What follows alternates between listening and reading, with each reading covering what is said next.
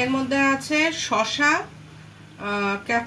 Capsicum, পেঁয়াজ, আর হচ্ছে কাঁচা লঙ্কা, গাজর, আর জিরের গুঁড়ো, গোলমরিচের গুঁড়ো, লঙ্কার গুঁড়ো, আর এইগুলো দিয়ে সব মেখেছি, ধনের গুঁড়ো দিইনি। এর মধ্যে ভালো করে মেখে এটা একটা মশলা বা ভেতরের পুর বলুন তৈরি করেছি।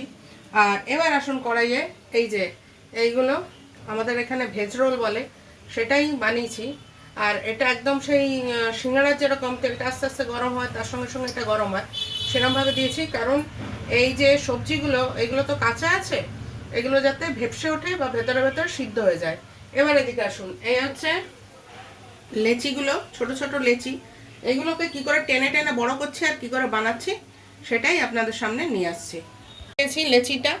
আর একটা জিনিস যেটা দেখাইনি, এটা হচ্ছে ডিমের সাদা অংশ আর হচ্ছে কর্নফ্লাওয়ার নিয়েছি, নিয়ে এরমভাবে গুলেছি, যেহেতু দুটো হয়ে গেছে এই জন্য অনেকটা কমে গেছে, এটা এতটা মতন ছিল লিকুইডটা। আর এটা করার একটাই কারণ, বাইরেটা ক্রিসপি হবে, ভেতরটা নরম নরম সবজিগুলো থাকবে।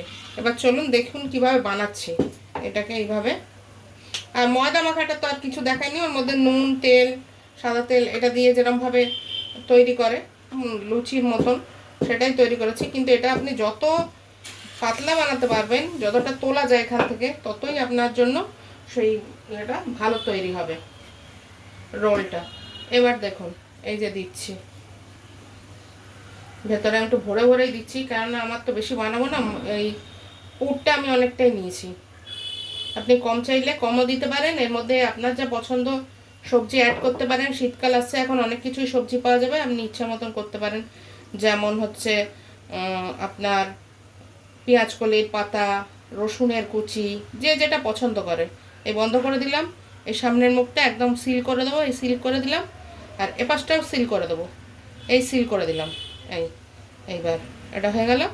এইবার এটা এখানে দিয়ে দিলাম, দিয়ে মাখিয়ে নিলাম, এই পুরোটাকে এটাকে মাখিয়ে নেব।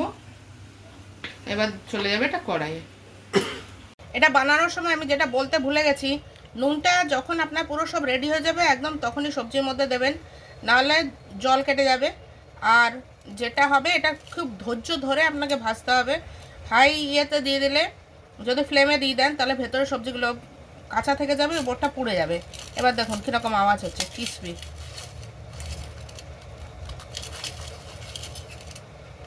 এই দেখুন ভেতরে সবজিগুলো নরম হয়ে গেছে। আর এটা এই যে দেখুন আওয়াজ হচ্ছে কড়কড় করে বাইরেটা, এই যে এরকম হবে। চলুন এবার আমার ছেলে খেয়ে রিভিউ দেবে।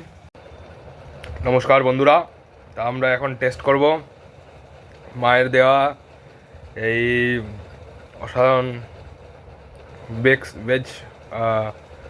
Veg role. খেয়ে দেখি কেমন লাগে।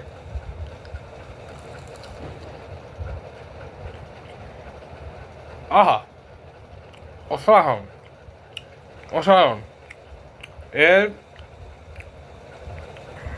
যেই ভেজিসগুলো আছে সেগুলো খুবই নরম হয়ে গেছে, আর মশলাপাতি একদম ঠিকঠাক পড়েছে। যেহেতু এই মশলাটা পড়েছে তাই জন্য একটু বেশ ভালো একটা ঝাঁজ মতন আসছে, যেটা বেশ ভালো লাগছে সাথে। আর এই ক্রিস্পি টেক্সচারটা সেটা আরও অসাধারণ। তা ভালো হয়েছে, মাকে গিয়ে এটা বলবো। আপনাদের জন্য এটাই থাকলো যে রিভিউটা অসাধারণ, ভেরিফাইড।